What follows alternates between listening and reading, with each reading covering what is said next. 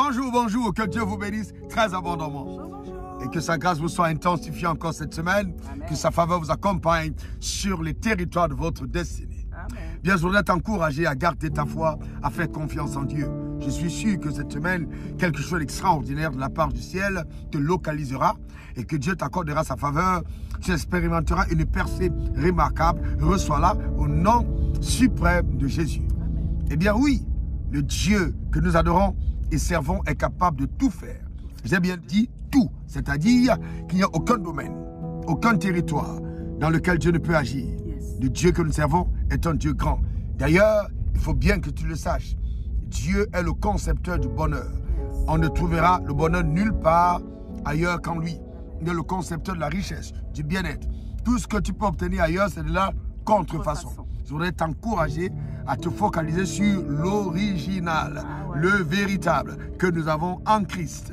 Eh bien oui, reçois donc la véritable bénédiction, celle qui vient d'en haut et ne fait souffrir d'aucun chagrin, au nom suprême de Jésus.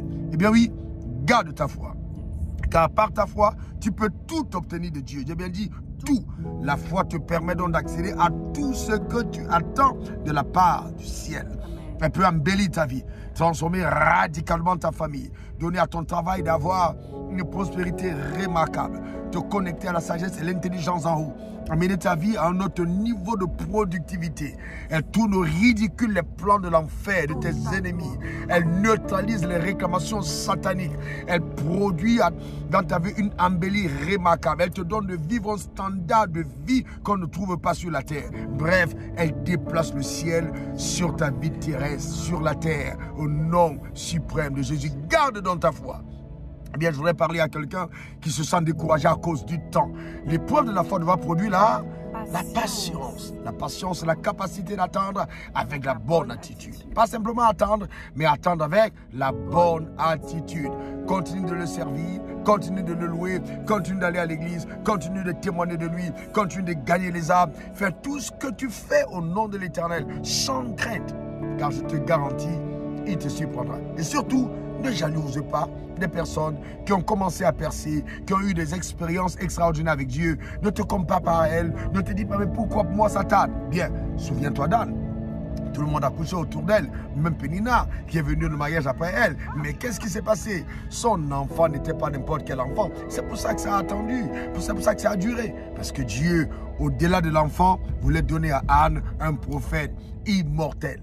On n'a plus entendu parler des enfants des autres femmes. C'était après la mort, c'est terminé. Mais Samuel, né d'Anne, qui a attendu longtemps, a été un héros pour le ciel sur la terre des hommes. Je vois Dieu te localiser avec une bénédiction qui va provoquer justement l'envie de toutes les personnes qui même t'ont dévancé sur le territoire de la grâce. Que Dieu te bénisse abondamment.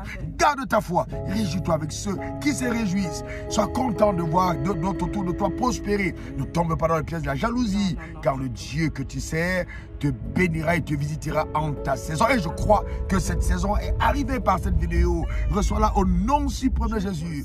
Donne-moi 3 bons amen. Amen. Amen. Amen. C'est ta saison. On est ensemble. Que Dieu te bénisse. Allez, pour te servir, c'était Daniel et Raoul Wafo. On est ensemble. Bye bye. À la semaine prochaine. Dieu vous bénisse. Au revoir. Nous vous aimons.